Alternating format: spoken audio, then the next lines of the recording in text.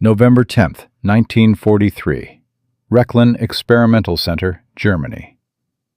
A Luftwaffe test pilot climbed into the cockpit of an enemy aircraft.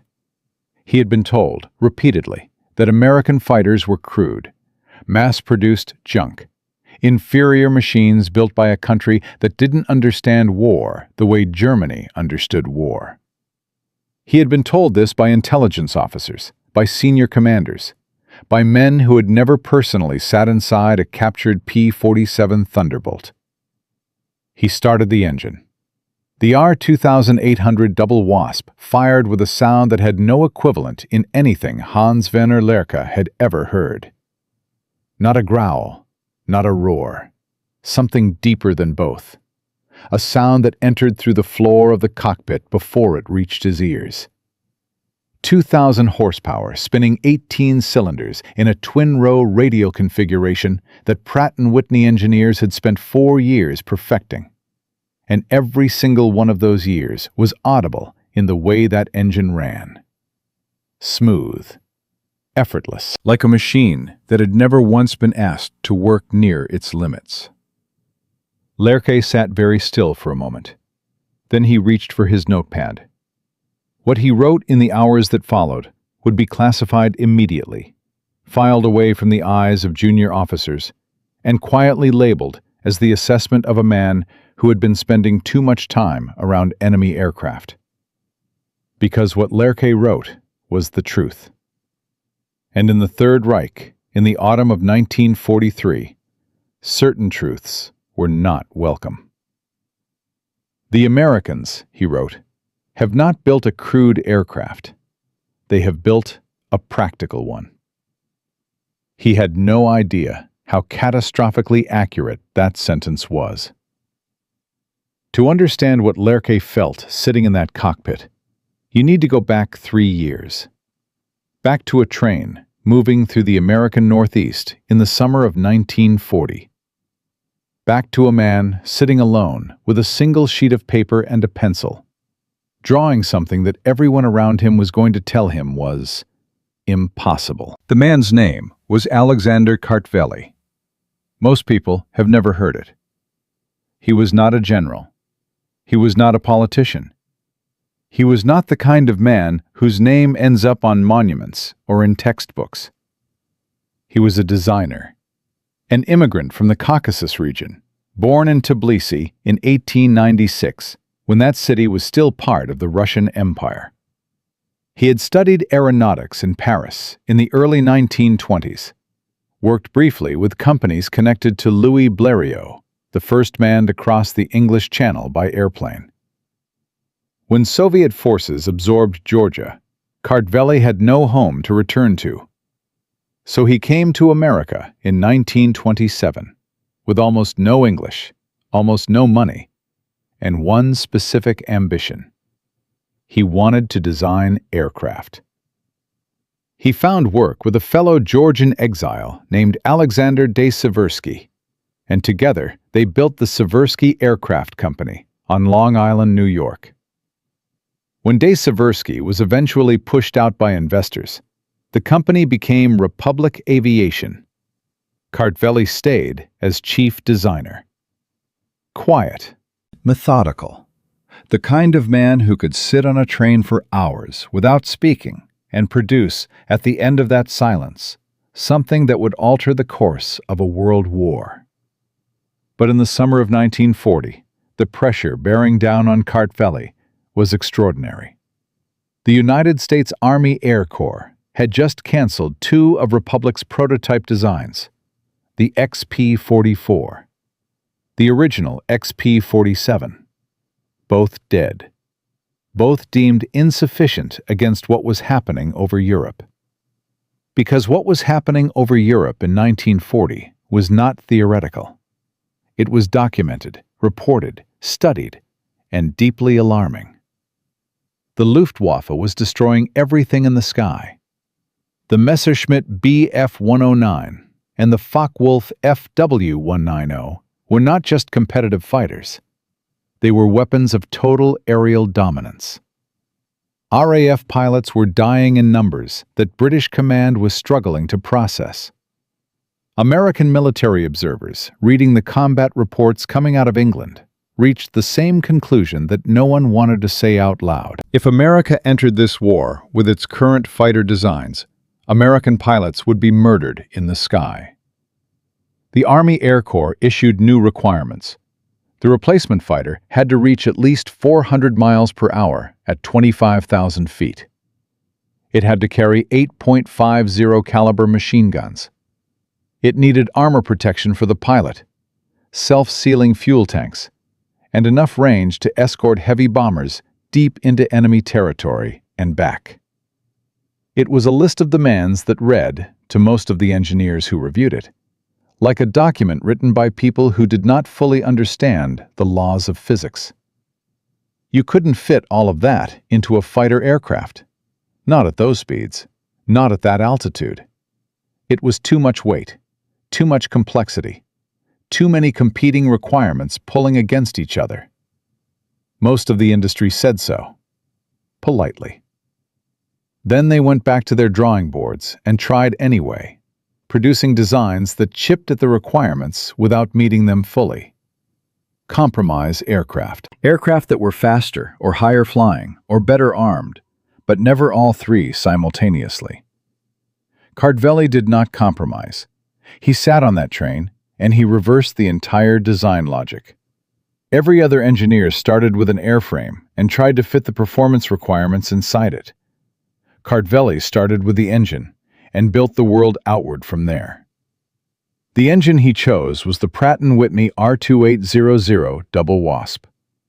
It had entered production in 1939, 18 cylinders arranged in 2 rows of 9 in a radial configuration.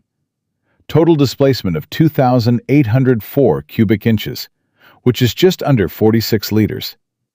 Each individual cylinder of the double wasp displaced roughly as much as the entire engine of a 1940s family automobile. Right out of the production line, with no modifications, no special fuel, no emergency boost, the R-2800 produced 2,000 horsepower as its baseline, everyday, unremarkable output.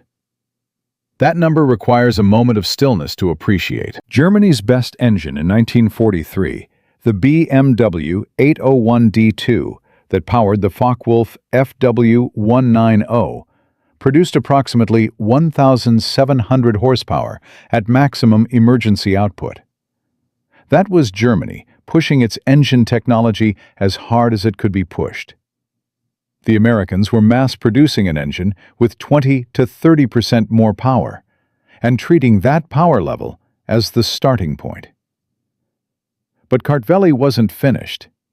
He decided the R-2800 needed a turbo supercharger, a General Electric system that used the engine's own exhaust gases, energy that would otherwise be discarded out the tailpipe and wasted, to spin a turbine at 21,300 revolutions per minute. That turbine drove a compressor. The compressor forced pressurized air back into the engine, regardless of altitude. Regardless of how thin the atmosphere became at 27,000 or 30,000 feet, where every other fighter in the sky was losing power as it climbed, the P-47 was hitting its stride.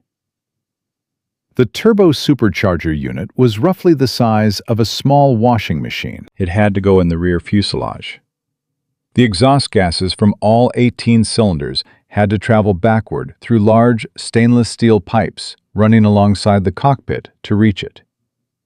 The compressed air then had to travel forward through an intercooler before reaching the carburetors. The total internal journey of air through the system was 43 feet.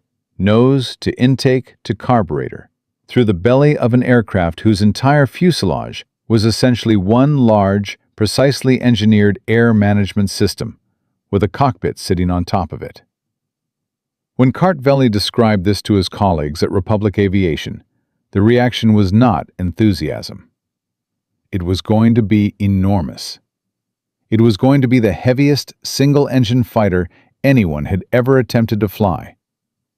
The fuselage would have to be so deep to contain all that ducting that it would look, some said, like a flying milk bottle a bathtub with wings. One colleague later recalled that Kartveli acknowledged all of this without particular distress. He told them, and this sentence has survived because it is absolutely perfect, that it would be a dinosaur. But it would be a dinosaur with good proportions. He wasn't wrong on either count. The XP-47B prototype first flew on May 6, 1941. Test pilot Lowry Brabham sat in the cockpit as the R-2800 fired for the first time in a flying configuration. Oil burning in the exhaust duct filled the cockpit with smoke during the flight. Brabham considered bailing out. He held on. When he landed at Mitchell Field in New York and climbed out of the aircraft, he said 4 words that Republic Aviation would print on the walls of their memory forever. "I think we hit jackpot." He had. But no one, outside a very small circle of engineers and military procurement officers, knew it yet. The world would not find out what Kartveli had built until that machine met the Luftwaffe over occupied Europe. And when it did, the Germans would spend the next 18 months trying to understand how any single country could have produced something so simultaneously massive, so heavily armed, so brutally durable, and so thoroughly capable at the altitudes where the air war was actually being decided. The production machinery that Republic Aviation began assembling around the Thunderbolt in 1941 and 1942 was itself a kind of weapon. The factory at Farmingdale, New York, had to be entirely restructured to accommodate an aircraft this size. A second facility was opened in Evansville, Indiana. The 2 plants together would eventually produce 15,683 P-47 Thunderbolts of all variants by the time the war ended. To put that in the context it deserves, that single number, one American aircraft company, one aircraft type, exceeds the combined wartime production of Germany's 2 primary frontline fighters. The Messerschmitt Bf-109 and the Focke-Wulf FW-190, together. Both programs, combined. One American factory, building one American design, outbuilt all of it.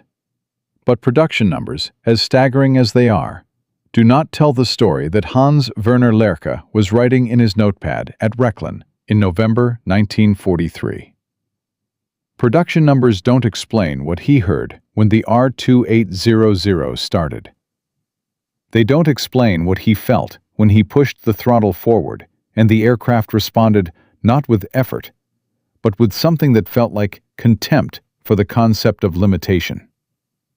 What Lerche was encountering, and what German engineering teams would spend months dissecting and documenting, and ultimately being unable to replicate, was the product of a design philosophy so different from anything Germany had built that it might as well have come from another civilization.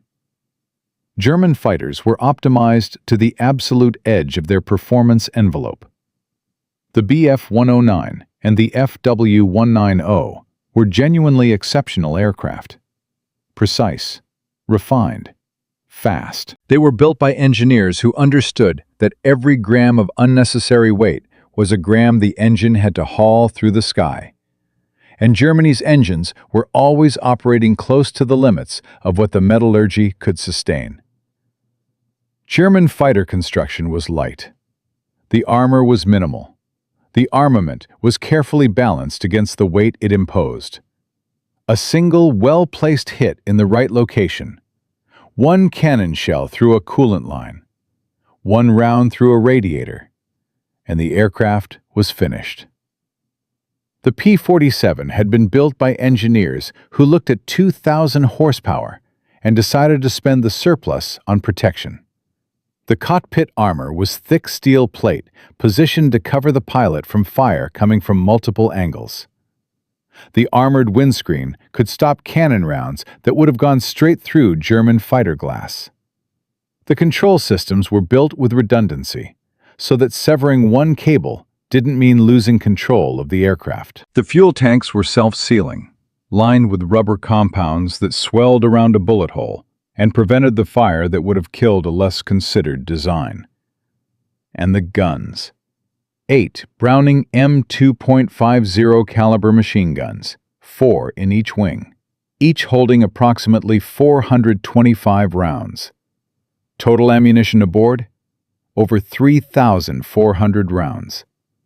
With all 8 guns firing simultaneously, the combined rate of fire exceeded 100 rounds per second. 1 second of trigger time. 100 heavy, armor-capable projectiles converging on the same point at nearly the same instant. German pilots described being caught in P-47 fire as entering a wall. There was no single-engine German fighter in 1943 that could produce anything approaching that volume of fire. The Bf-109G carried one 20mm cannon and 2 rifle-caliber machine guns. Its cannon was accurate and lethal, but 1 cannon against 8 heavy machine guns was not a comparison. It was a category difference. Lerche understood all of this. He flew the captured Thunderbolt multiple times at Rechlin, and his notes became more precise and more alarming with each flight. The cockpit was enormous, he noted, designed for pilots who would be flying 8-hour escort missions, rather than 30-minute intercepts over the Reich. The instruments were color-coded for fast reading under combat stress. The controls prioritized function over elegance in a way the German engineering culture, which deeply valued refinement, had not anticipated. What German observers kept misreading as clumsiness was in fact a coherent philosophy. Every decision that looked wasteful from a German engineering perspective was purposeful from an American operational one.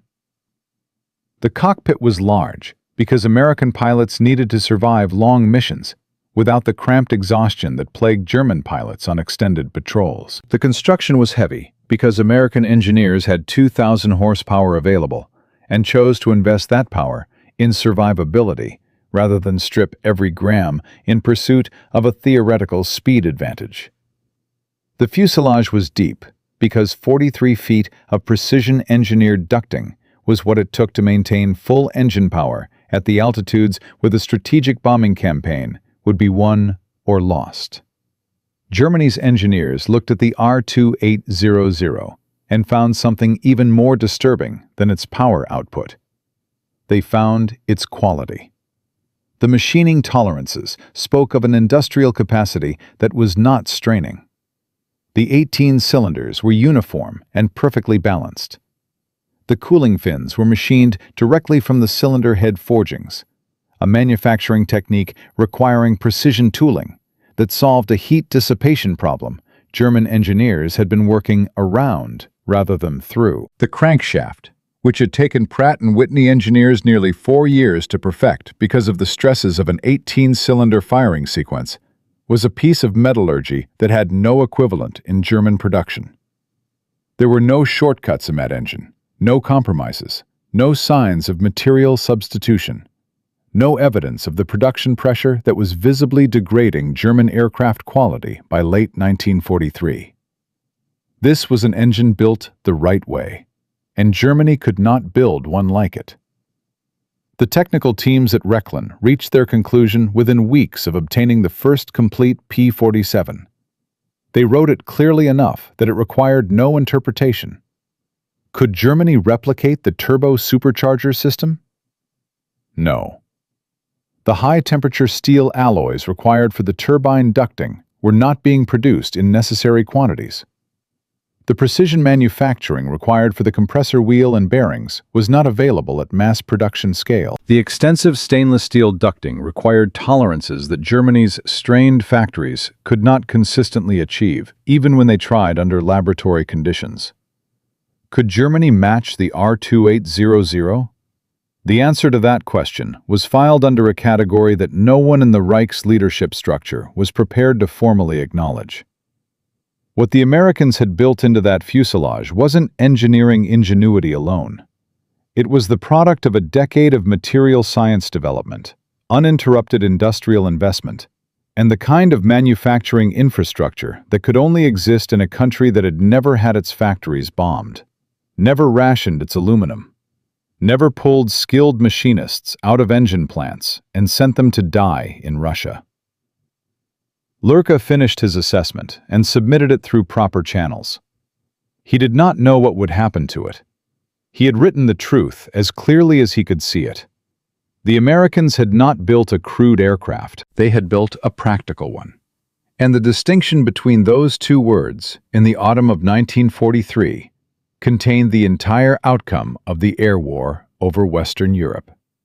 What Lurka did not know, sitting at his desk at Rechlin in November 1943, was that the aircraft he had just flown represented something far more dangerous than one exceptional fighter.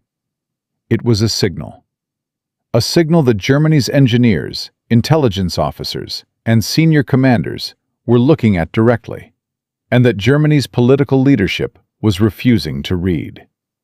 The P-47 was not the end of what America could build. It was the beginning of what America intended to produce in quantities that defied imagination.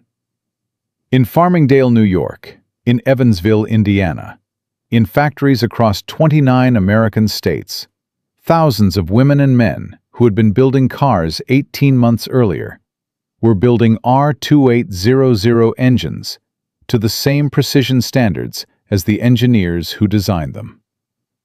And they were getting faster, and they were getting better, and they were not going to stop. The first P-47s were already operational in England by the spring of 1943. They had already met the Luftwaffe over occupied France, and the German pilots who had survived those initial encounters were filing their own reports, reaching their own conclusions, discovering for themselves what Lurka would document so precisely in November: that a diving P-47 could not be caught, that a P-47 at altitude had left the realm of what the FW-190's mechanical supercharger could reach, that a P-47 absorbing cannon fire kept flying in ways that violated every understood rule about how much damage a single-engine fighter could sustain and continue to function. They were right about all of it.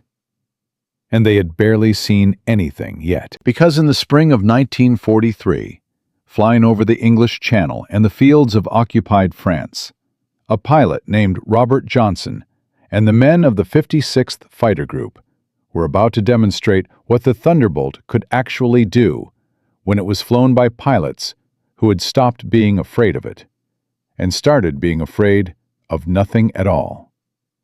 What happened next would become one of the most documented demonstrations of aircraft survivability in the entire history of aerial warfare.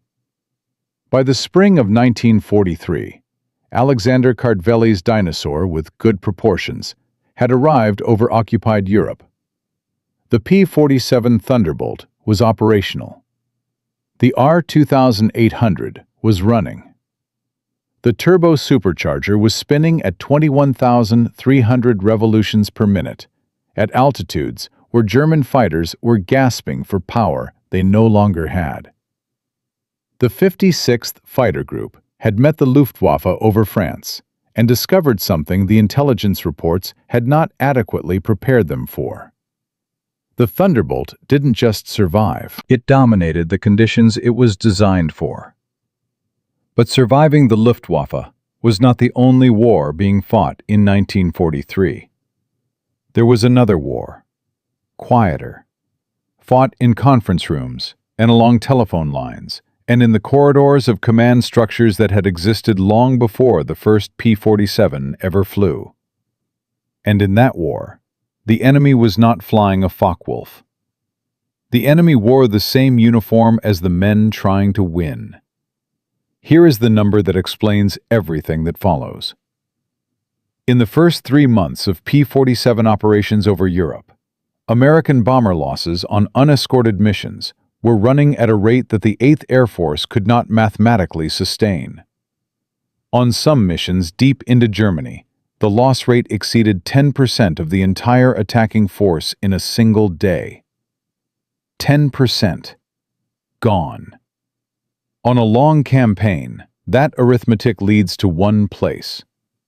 The bombers stop flying, or the bombers stop existing. And if the bombers stop, the entire strategic rationale for the air war over Europe collapses.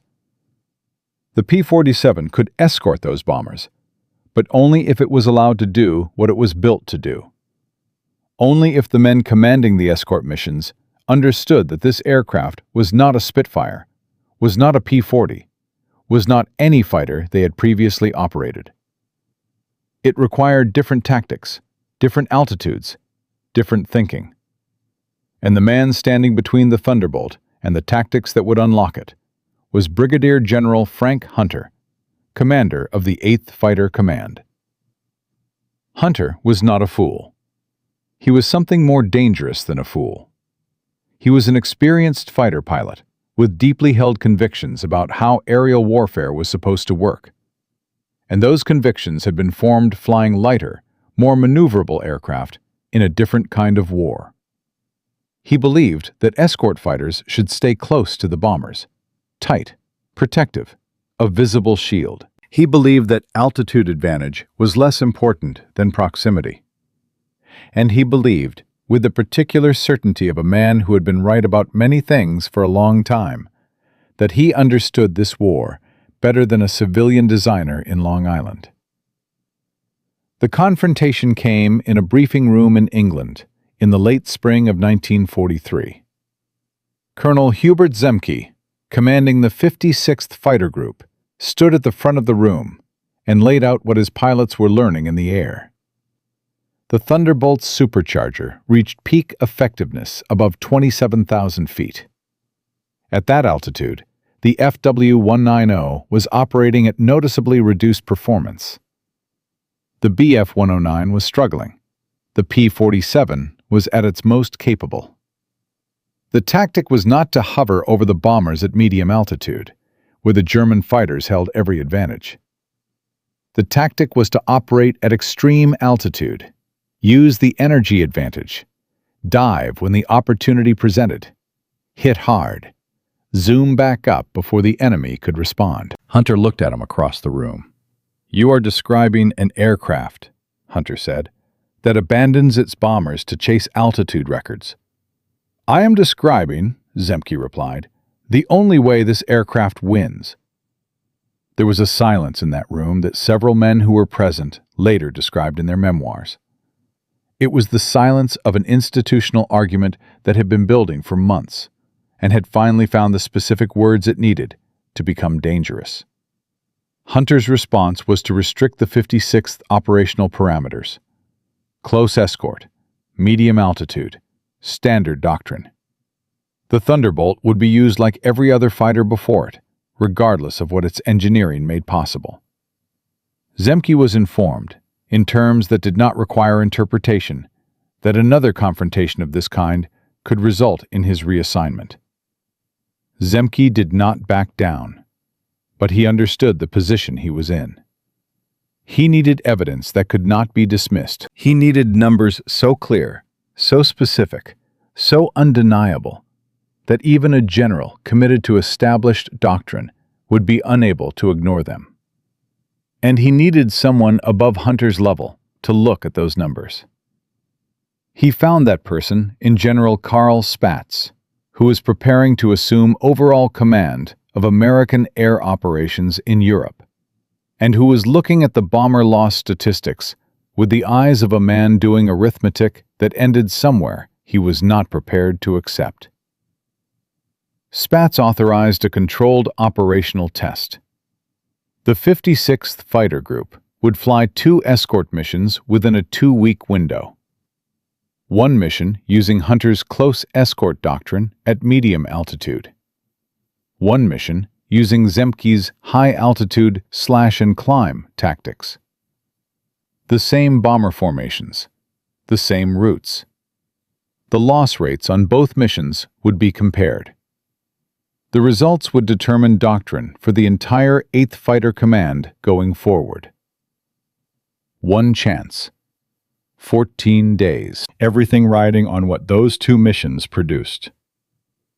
The preparation was conducted with a focus that Zemke later described as the most concentrated professional effort of his career.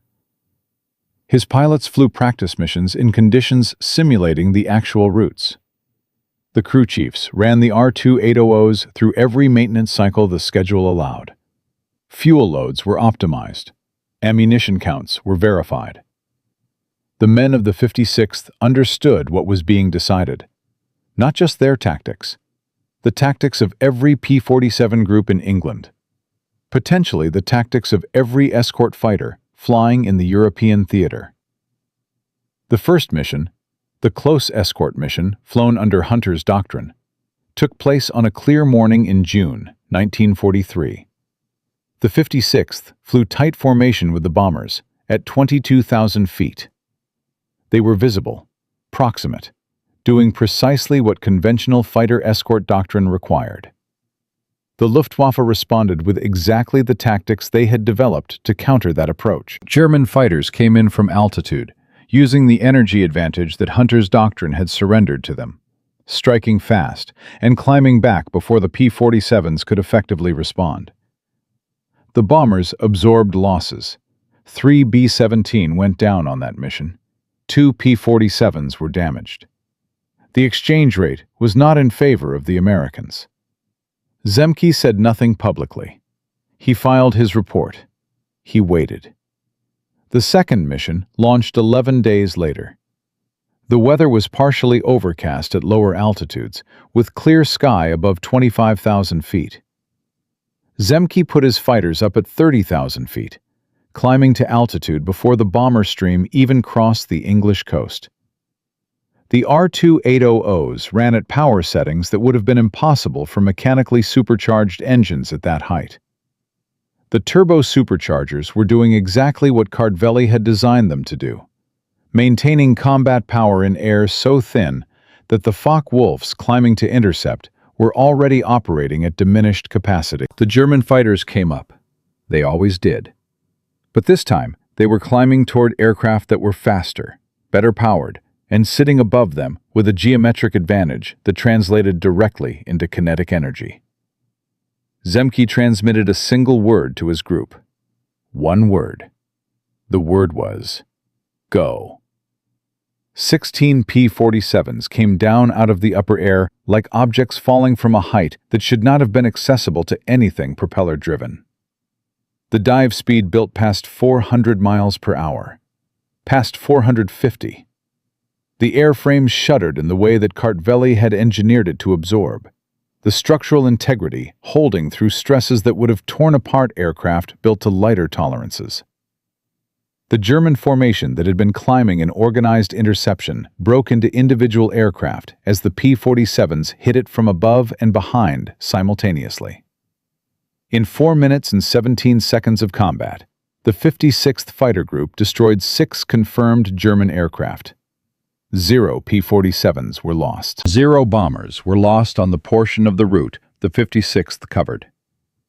The difference between the two missions, expressed as a ratio, was not a marginal improvement.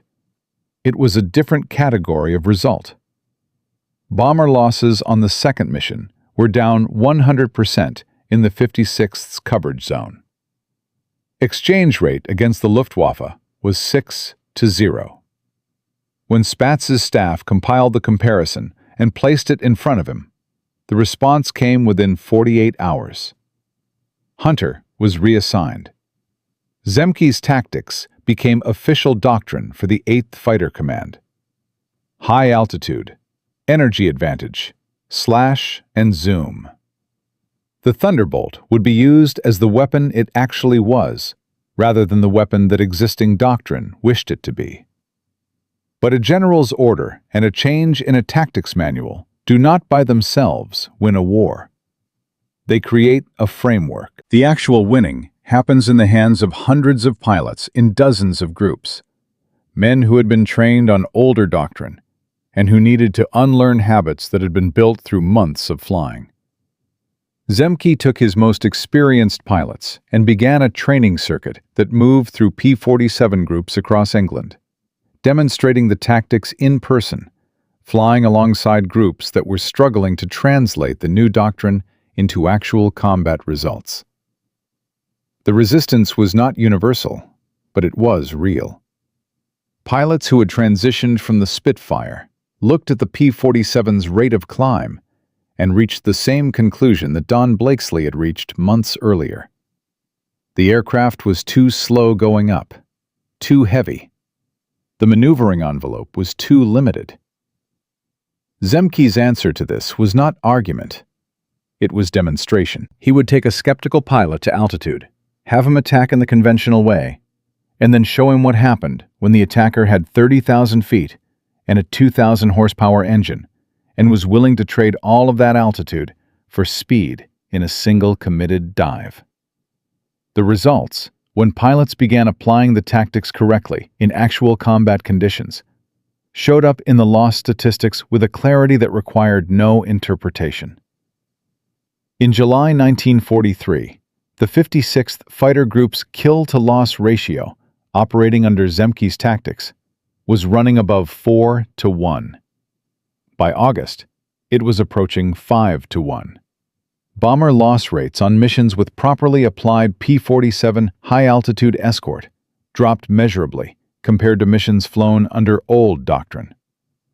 The Luftwaffe, which had spent months developing counter-tactics against close escort fighters, was encountering something its tactical playbook had not anticipated.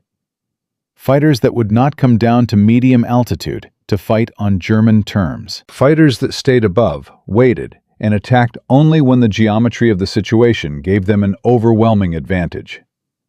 German group commanders began filing reports noting a change in American fighter behavior. The Thunderbolts were harder to bait, harder to engage on favorable terms. The diving attacks were faster than anything German pilots had trained to counter, and the structural integrity of the P-47 meant that once a Thunderbolt committed to a dive, there was no realistic pursuit option. You could not follow it down and survive the speed it was building. You could not outrun it to altitude. If a P-47 decided to engage you, the decision of whether to fight was not yours to make. The Luftwaffe's response was being assembled in intelligence reports that fall. New tactics, new formations, attempts to deny the P-47s the altitude advantage by positioning interceptors higher, earlier. It was an adaptive response from an Air Force that was still, in the summer and fall of 1943, formidably capable and willing to fight.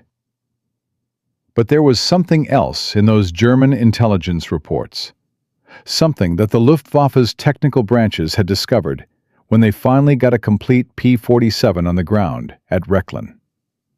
Something that went beyond tactics and altitudes and kill ratios. Something that, when the engineering teams finished their analysis and submitted their conclusions through proper channels, was quietly filed away from the eyes of junior officers and labeled in the kind of language that bureaucracies use when they are confronted with information they do not know how to act on. The Americans weren't just flying a better-conceived aircraft. They were producing it at a scale that German manufacturing could not conceptually match, using materials that German factories could not consistently source, to tolerances that German production lines in late 1943 were already struggling to maintain on their own designs. And the rate was accelerating. Every month, more P-47s. Every month, better-trained pilots learning Zemke's tactics. Every month, the mathematics of attrition tilting further in one direction. In Berlin, in the autumn of 1943, someone who understood those numbers and had the courage to write them down clearly was preparing a report that would never reach the desk it was intended for. And in the factories of Republic Aviation in Farmingdale and Evansville, the assembly lines were running 24 hours a day.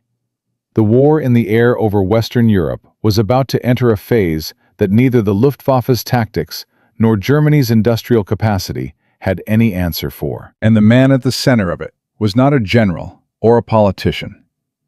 He was a Georgian immigrant who had drawn an aircraft on a train and called it a dinosaur with good proportions.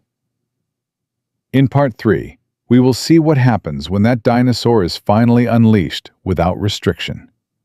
When the kill numbers begin climbing toward figures that seemed impossible in 1943. And when the Luftwaffe makes a decision that will cost them more in a single month than they lost in the entire first year of the air war over England. The real reckoning was just beginning.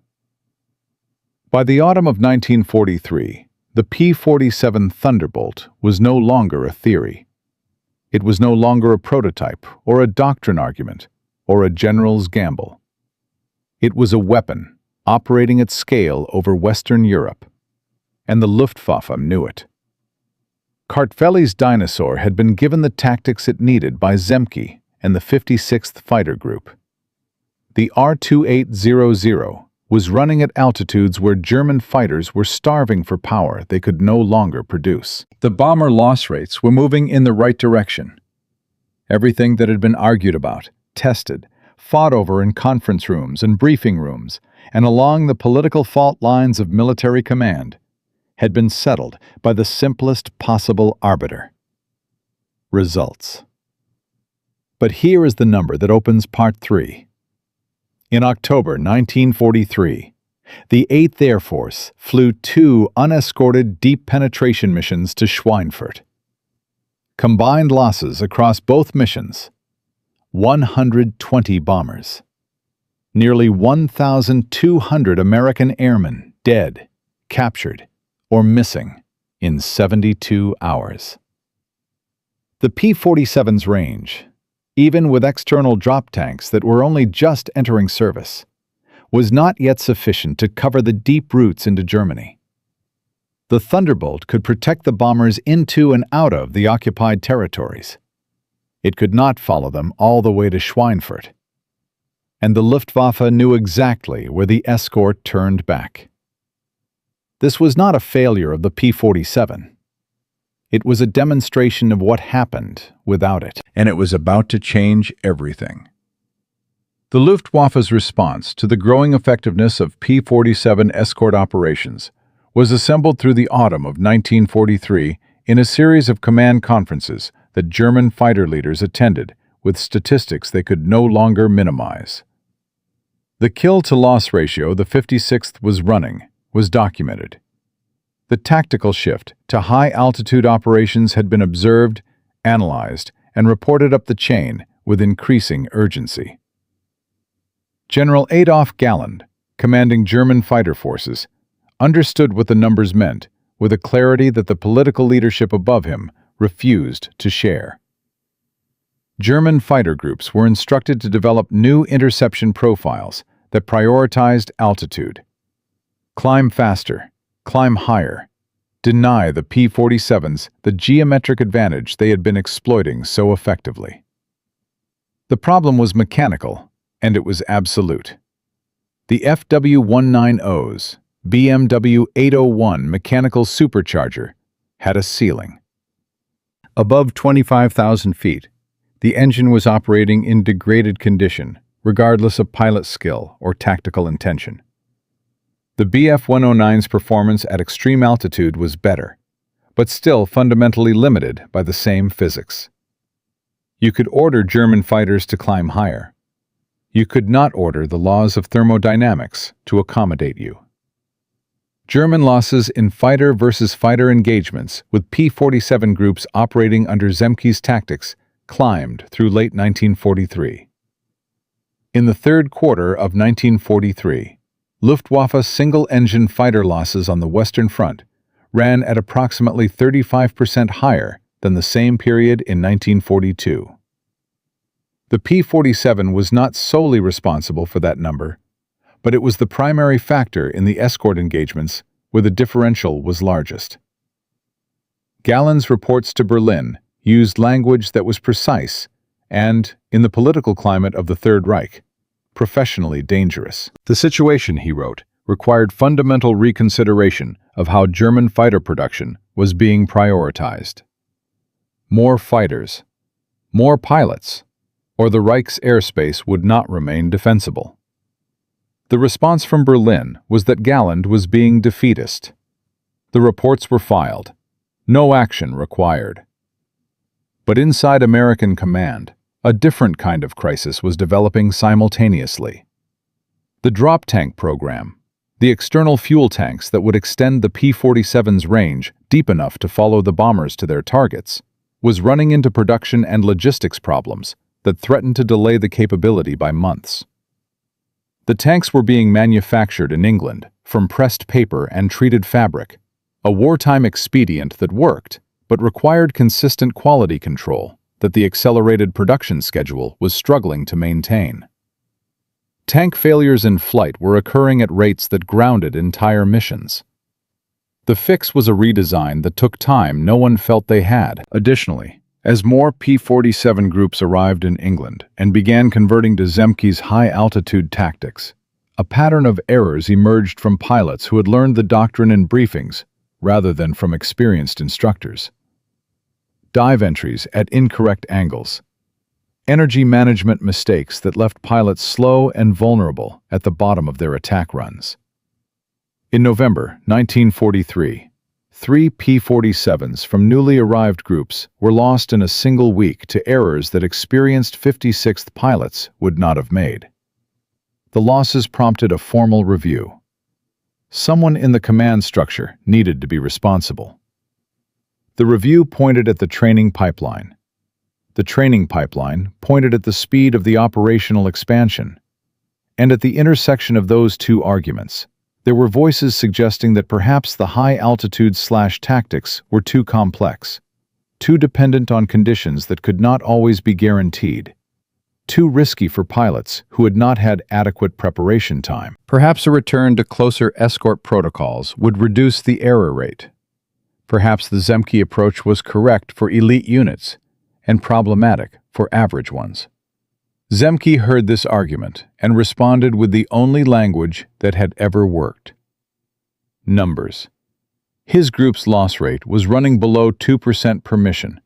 The groups struggling with the tactics were running above 5%. The difference was not the tactics. The difference was training time. Give the new groups 60 days of proper preparation under experienced instructors, rather than 30 days of rushed briefings, and the numbers would converge. The review board accepted this. The expanded training program was authorized. The drop tank production problems were escalating toward resolution. Then, on November 26, 1943, a mission took off from England that would settle the remaining arguments about what the Thunderbolt and its pilots could accomplish when everything worked as designed. The target was Bremen. Industrial infrastructure, submarine component facilities, targets that had been on the 8th Air Force's priority list for months, and that previous missions had reached at devastating cost. The escort package included P-47's from the 56th and 353rd Fighter Groups, flying with the new pressed paper drop tanks that had cleared their latest quality review. The bombers were 60 B-17 Flying Fortresses. The route took them deeper into Germany than most previous escorted missions. The Luftwaffe had been tracking American escort range improvements and had positioned interception forces accordingly, placing heavy fighter concentrations at altitudes designed to contest the P-47's directly. The formation crossed the Dutch coast at 28,000 feet. The R-2800's were running at combat power, in air where mechanical superchargers were producing 60% of their sea-level output. The turbo superchargers on the P-47's were doing their job. The two systems were not comparable at that altitude. They were operating in different performance categories. The German interception came 40 miles from Bremen. Two Gruppen of FW-190's and a Gruppe of Bf-109's, approximately 60 German fighters, positioned between 20,000 and 24,000 feet, attempting to climb to the bombers before the P-47 escort could respond. It was the standard interception profile. It assumed the Americans would come down to meet them. Zemke's pilots did not come down.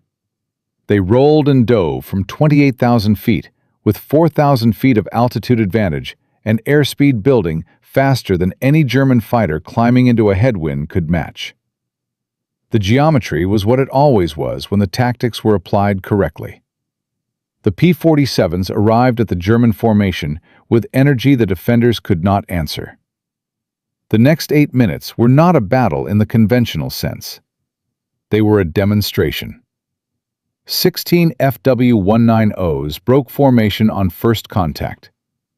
11 Bf-109s reversed course immediately. The German pilots who held their positions and attempted to fight found P-47s moving through their formations at speeds that made tracking solutions nearly impossible to maintain. A German pilot who committed to a firing pass on a bomber found a Thunderbolt already in position behind him before his own trigger finger completed its action. The 56th claimed 14 confirmed aerial victories on the Bremen mission. The 353rd claimed 9. 23 German fighters destroyed in 8 minutes of combat. American losses: 2 P-47s damaged, 0 destroyed. 0 bombers lost to enemy fighters in the escorted portion of the route. The bombers that were lost on that mission went down to anti-aircraft fire over the target, which was a category of threat that no escort fighter could address. Staff Sergeant Thomas Wiley, a crew chief with the 56th, who was waiting at the dispersal when the group returned, later described watching the aircraft come back and counting them. All of them. He had been counting aircraft returning from missions for 8 months. He said that what he felt when the last P-47 in the group touched down without a bullet hole in it was not pride exactly. It was something closer to comprehension. The understanding that something decisive had just happened. The mission reports from Bremen reached 8th Air Force Headquarters within hours. They reached General Spatz's desk within a day. The kill ratio for the combined escort package on that mission was not 4-1. It was not 5-1. It was 11-1. 23 German fighters destroyed for 2 P-47s damaged and none lost. On a single mission. In a direct, contested engagement over German territory against one of the most experienced air forces in the world. Spatz ordered the figures verified before he forwarded them to Washington. They were verified. He forwarded them. The effect on American fighter groups across England was immediate and measurable. Units that had been resistant to the conversion to high-altitude tactics stopped being resistant. The argument was over. The numbers had ended it. Requests for additional experienced instructors from the 56th increased to the point where Zemke had to implement a rotation system to keep enough qualified pilots in his own cockpits while sending others to bring up the newer groups. The effect on Luftwaffe command was equally measurable and in the opposite direction. Gallen's November assessment of German fighter losses in the West was the worst monthly figure the Luftwaffe had recorded since the Battle of Britain. The Bremen engagement alone had taken 23 experienced pilots out of the roster. Experienced pilots were not replaceable at the rate they were being lost. Germany could build more aircraft faster than it could produce pilots capable of flying the missions the air war required. The training pipeline that had produced the aces of 1940 and 1941 had been shortened repeatedly under production pressure, and the pilots coming out of it in late 1943 were not the pilots who had gone in. The strategic effect of what the P-47 was doing over Western Europe in the final months of 1943 extended beyond the aircraft it was destroying. It was accelerating the attrition of something Germany could not manufacture: human expertise, institutional knowledge. The men who knew how to fight at the level the air war demanded. Each experienced Luftwaffe pilot lost over France or Germany or the Low Countries was a loss that compounded. He was not just one pilot. He was the instructor who would not train the next generation. He was the experience that would not pass forward. The 8th Air Force formally recognized the 56th Fighter Group's combat record in December 1943, with a distinguished unit citation, the first awarded to a P-47 group in the European theater. Zemke received promotion to full colonel. The men who had been laughed at by British pilots 18 months earlier for flying a machine that looked like a bathtub with wings were now holding a kill-to-loss ratio that no other fighter group in England could match.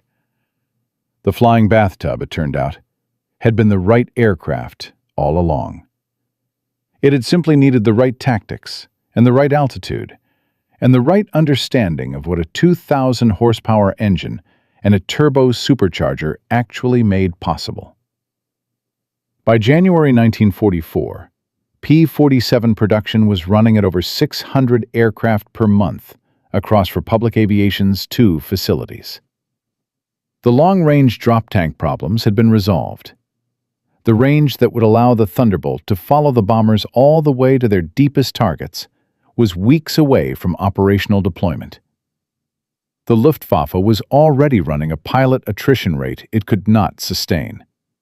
The air superiority campaign over Western Europe was entering its decisive phase. Everything that Kartveli had drawn on that train in 1940, everything that Zemke had fought for in briefing rooms in 1943, was about to produce its full strategic result.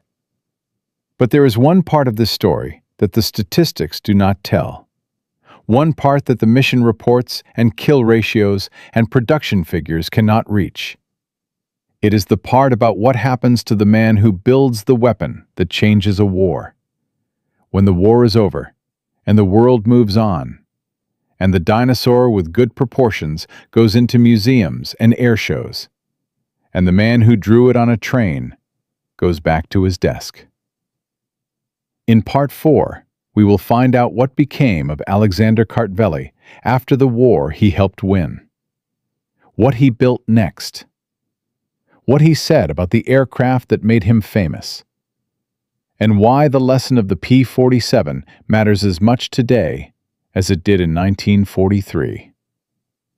The final chapter of this story is the one that almost no one knows. From a Georgian immigrant who drew an aircraft on a train with almost no money and almost no English, to a weapon that flew 546,000 combat sorties and destroyed nearly 12,000 enemy aircraft. From an idea that everyone called a dinosaur, to a machine that outproduced both of Germany's primary fighter programs combined. From a single sheet of paper in the summer of 1940, to the sound of 125,000 engines that helped determine the outcome of the largest war in human history. That is the journey we have traveled across 3 parts of this story. But there is one question we have not yet answered. The question that matters most when the guns stop and the factories go quiet, and the men who built the weapons go back to being ordinary people in an ordinary world. What happened to Alexander Kartveli? The answer is not what you might expect, and it contains a truth about the nature of achievement that is more instructive than any kill ratio or production statistic we have discussed. When the war in Europe ended in May 1945, Alexander Kartveli was 49 years old. He had spent 5 years building the aircraft that helped win the air war over Western Europe. He had watched his dinosaur become the most produced American fighter of the entire conflict. He had seen 15,683 of his machines come off the production lines at Farmingdale and Evansville, flow across the Atlantic, and fly missions that changed the mathematical reality of the war. He had received recognition from Republic Aviation, citations from the Army Air Forces, acknowledgement from the engineering community that knew his name. He had not become famous, not in the way that pilots became famous, not in the way that generals became famous. The men who flew the Thunderbolt were in the newspapers. Their names were in the headlines. Francis Gabreski, Robert Johnson, Hubert Zemke. The 56th Fighter Group's kill count was public knowledge, celebrated, documented. The man who made the aircraft that made those kills possible was known to engineers and procurement officers and the readers of aviation trade publications. To almost everyone else, he was invisible. He went back to his desk at Republic Aviation and started drawing again, because that was what Kartveli did. He did not seek recognition the way other men sought it. He sought the next problem, the next sheet of paper, the next configuration that nobody had tried, because nobody had been willing to start with the engine and build the world around it. His colleagues described a man who was constitutionally incapable of stopping, who arrived at the office before anyone else and left after everyone was gone, who treated the end of one project not as an achievement to be celebrated, but as the starting point for whatever came next. What came next in Kartveli's case was the jet age. He applied the same reverse logic he had applied to the P-47 to the design of Republic's first jet fighter, the F-84 Thunderjet, which flew in 1946. Then the swept-wing F-84F Thunderstreak, then the F-105 Thunderchief, the supersonic strike fighter that would carry the weight of America's air war over Vietnam, a generation after the P-47 had carried it over Europe.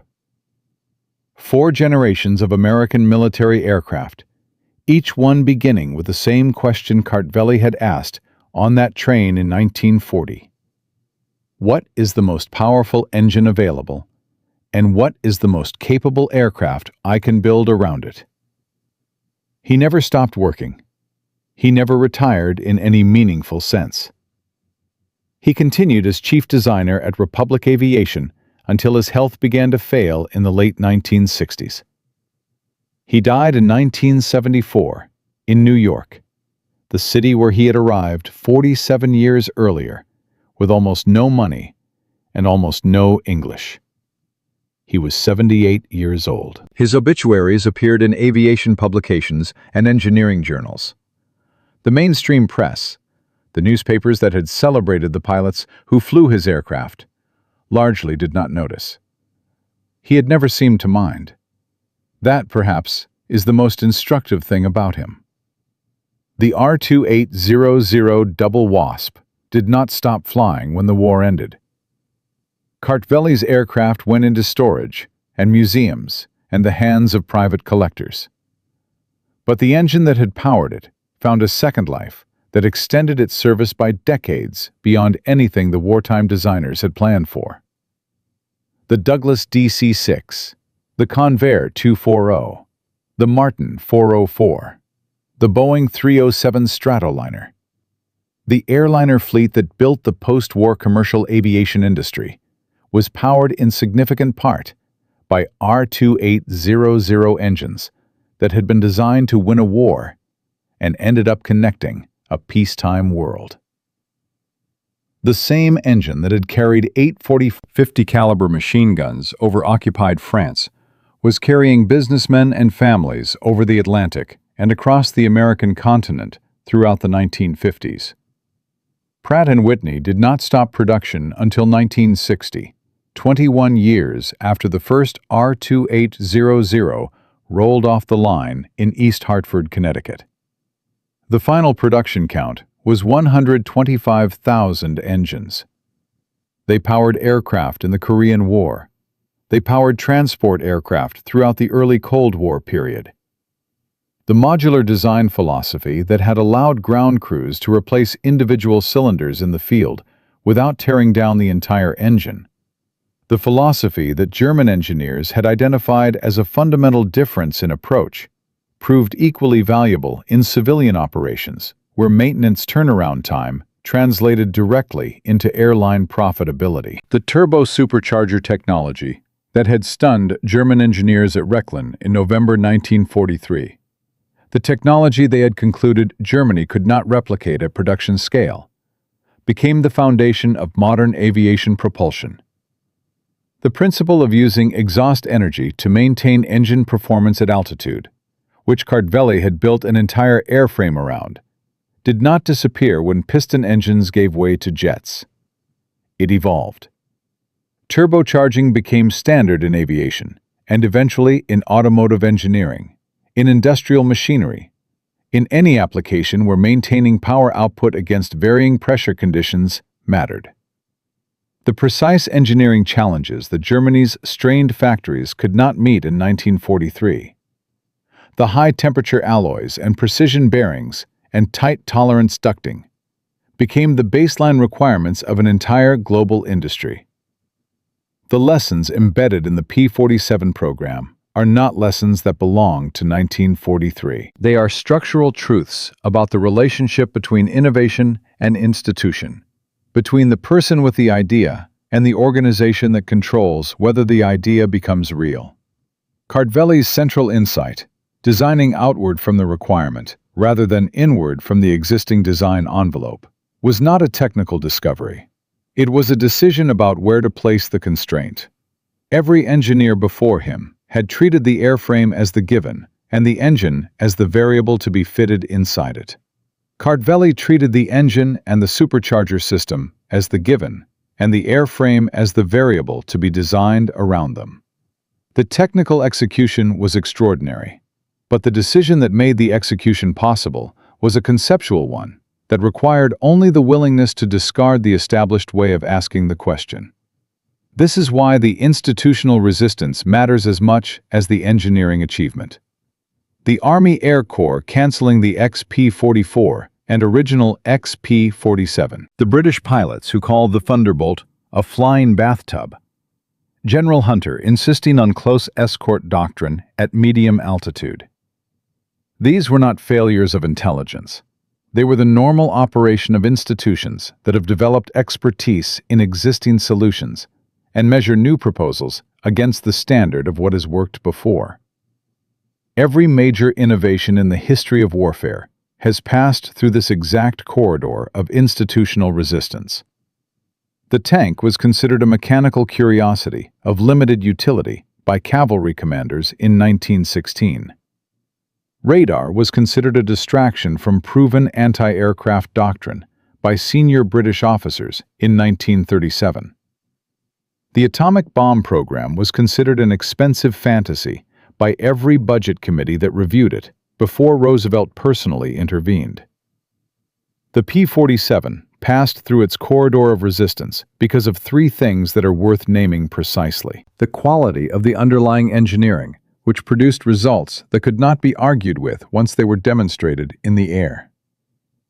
The willingness of Zemke and his pilots to develop the tactics that unlocked the aircraft's actual capabilities rather than flying it as if it were something it was not. And the institutional courage of Spats, who looked at the bomber loss statistics and authorized the test that allowed the results to speak for themselves regardless of what established doctrine said they should be. Two of those three things required individual human beings to make decisions that cost them professionally if they were wrong. Zemke risked reassignment. Spats risked his credibility with Hunter and the close escort advocates. The engineering quality was Kartveli's contribution, and it created the precondition. But the deployment of that quality required men who were willing to be wrong in front of their superiors. That calculation, the willingness to be wrong in front of people who have the power to end your career, is the actual bottleneck in the innovation pipeline. It is the bottleneck in 1943, and it is the bottleneck today, in military procurement and in corporate product development, and in any organization large enough to have a hierarchy and a set of established procedures that have been validated by past success. And now the detail that most accounts of the P-47 program omit entirely. The detail that provides the final piece of what this story is actually about. In 1974, the year Alexander Kartveli died in New York, a researcher at the National Air and Space Museum began the process of formally documenting Kartveli's contribution to American aviation history for the museum's permanent collection. The process involved interviews with surviving colleagues at Republic Aviation, examination of design documents, and a review of the original XP-47B development files that had been stored in the National Archives. In those files, the researcher found the original design sketches from 1940, the drawings that Kartveli had made on the train. They were not archived as historical artifacts. They were filed in an administrative folder as supporting documentation for a procurement contract. They had been sitting in a box in the National Archives for 34 years. Nobody had pulled them out. Nobody had looked at them as anything other than paperwork. The researcher had them properly archived, photographed, and catalogued. One of the sketches shows what appears to be the rough outline of the turbo supercharger ducting layout, drawn freehand on what archivists confirmed was a piece of standard letter paper, the kind you could buy at any stationery store in New York in 1940. The proportions of the ducting relative to the fuselage are, when compared to the actual production aircraft, remarkably close to what was eventually built. Kartveli had not worked this out in detail on the train. The detail took years and hundreds of engineers. But the fundamental spatial logic of the design, the relationship between the engine position and the supercharger position, and the ducting that connected them, was there on that piece of letter paper that spent 34 years in a box in the National Archives while the world moved on. The last R-2800 engine to roll off the production line at Pratt Whitney's East Hartford facility came out in 1960. There are people alive today who have never flown in a jet aircraft, but have flown in aircraft powered by engines built within a few years of that last production unit. Some of those engines are still airworthy. Some of them appear regularly at air shows, installed in restored P-47’s and Corsairs and Hellcats, producing that sound that has no equivalent in any jet engine ever built. The deep, uneven, barrel-chested rumble that you feel in your chest before it reaches your ears. When you hear that sound, you are hearing the product of a decision made by a man on a train in the summer of 1940. A decision to start with what was most powerful and build everything else around it. A decision that an army canceled, that British pilots mocked, that a general tried to restrict, that German engineers examined and concluded they could not replicate, and that ultimately contributed to a kill-to-loss ratio of 4.6 to 1 across 546,000 combat sorties, and helped end the largest war in human history. From a Georgian immigrant with a sheet of paper and an idea that everyone called a dinosaur, to 125,000 engines and 15,683 aircraft, and a contribution to human freedom that has never been adequately measured. Kartveli never sought a monument. He got something better. He got a result. If this story stayed with you, leave a comment with another innovation that someone called impossible before it changed the world. There are hundreds of them buried in the history of the Second World War alone, and we will find every one of them. Because history's most important lessons are almost always stored in boxes that nobody has opened yet.